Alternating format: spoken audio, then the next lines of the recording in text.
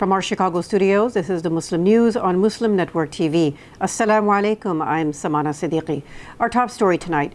The American-Israel Public Affairs Committee, or AIPAC, is attempting to influence the 2024 presidential elections, spending more than $100 million to sway Democratic primaries.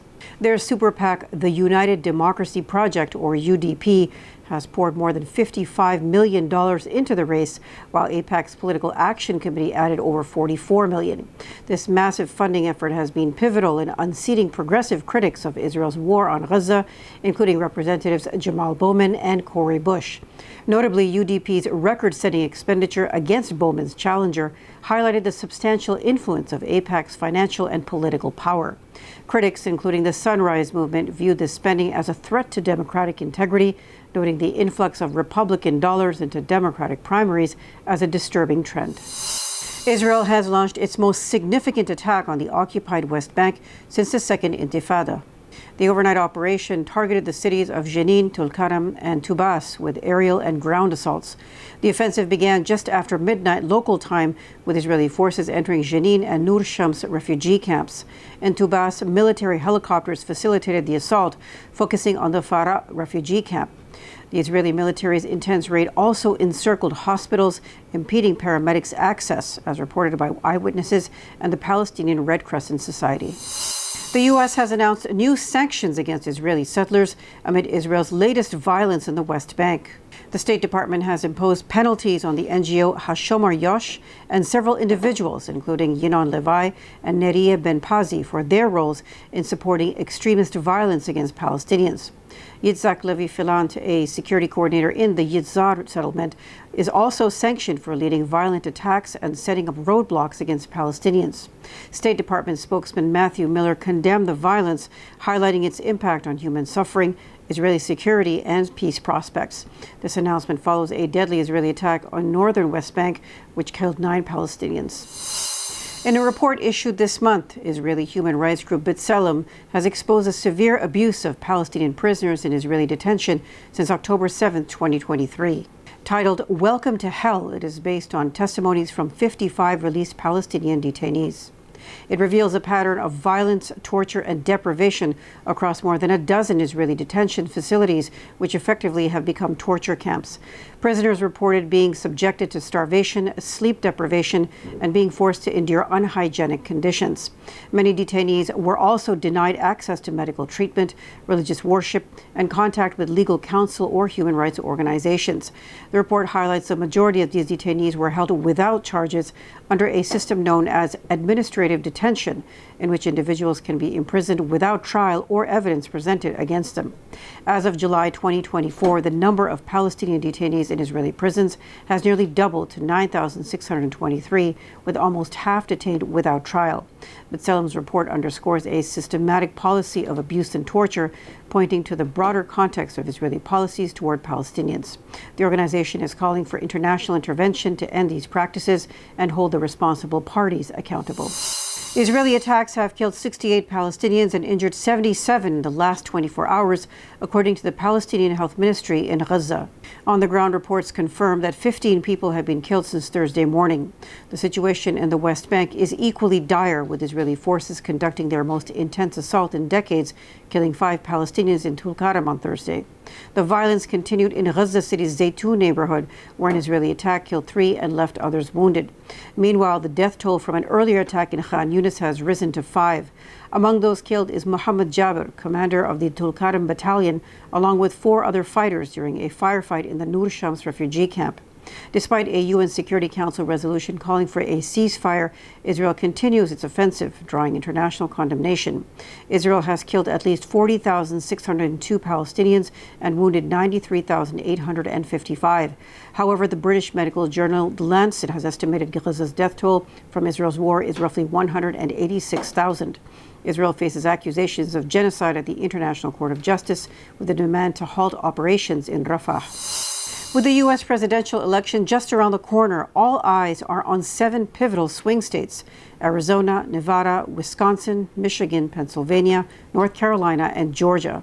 These battlegrounds, each with a mix of electoral votes, are expected to play a crucial role in determining whether Democrat Kamala Harris or Republican Donald Trump will emerge victorious. In the Electoral College system, the candidate who wins the majority of votes in these states secures all of their electoral votes. With these states holding 93 electoral votes in total, their unpredictable outcomes are vital. Recent polls show Trump and Harris in a tight race, with Trump slightly ahead in 5 of the 7 states. However, according to Real Clear Politics, Trump leads Harris by less than 1% in 5 of the 7 swing states. Harris gains ground in Sunbelt states. Details after the break, so stay tuned and we'll be right back.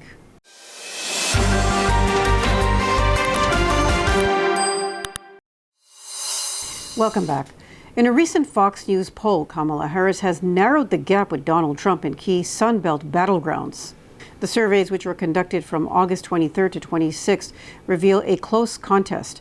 Harris leads by 1 point in Arizona and by 2 points in Georgia and Nevada, while Trump edges ahead by 1 point in North Carolina. The results, which were released Wednesday, show Harris outperforming Joe Biden's 2024 numbers with strong support from women, black voters, and youth. Despite Trump's lead on major issues, more voters believe Harris is better suited to unite the country.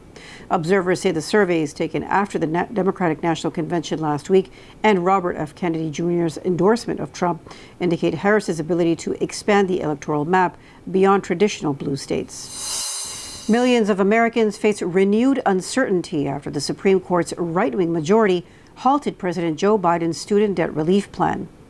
The court's decision supports a lower court suspension of the Saving on a Valuable Education, or SAVE program. That had cut monthly payments for borrowers based on income.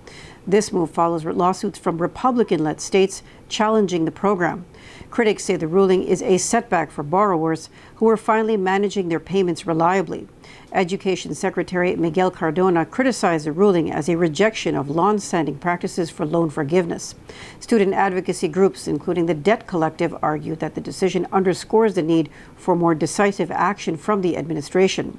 The National Student Loan Borrowers Union suggests the latest ruling shows the fight for debt forgiveness cannot be won through the federal court system.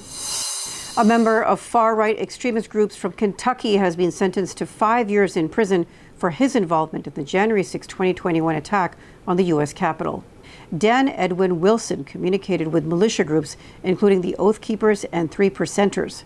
He also conspired to disrupt the peaceful transfer of presidential power from Donald Trump to Joe Biden. Federal prosecutors and the judge emphasized Wilson's actions were part of a larger plot to undermine democracy. He has been found guilty of conspiring to impede police and illegally possessing firearms. Wilson had prepared for violence, even posting online about his willingness to sacrifice himself. His sentencing reflects the severe consequences for those who threaten the core principles of American governance. Wilson was arrested in Elizabethtown, Kentucky in May 2023. Law enforcement seized 6 firearms and about 4,800 rounds of ammunition when they searched his home. More than 1,400 people have been charged with federal crimes related to the January 6 attack on the U.S. Capitol. About 950 of them have been convicted and sentenced, with roughly 2/3 receiving terms of imprisonment ranging from a few days to 22 years.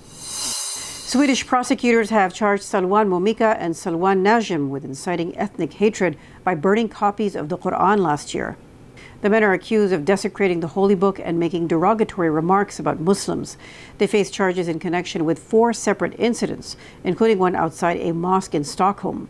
Senior prosecutor Anna Hankio emphasized their actions demonstrate contempt for Muslims and warrant a court trial. Video evidence supports the charges. This follows recent similar actions by right-wing activist Rasmus Paludan in Denmark, which has now outlawed such protests. The Organization for Islamic Cooperation has condemned these acts, urging member states to impose political and economic measures against nations permitting the burning of the Quran. That's all from our Chicago studios tonight. Thank you for watching Muslim News. We are a community channel dedicated to bringing you news you can trust. Please like, subscribe, share, and comment on what you thought of today's coverage. Thank you. You can donate now by visiting muslimnetwork.tv/donate. For more content, keep watching Muslim Network TV. Salam and good night.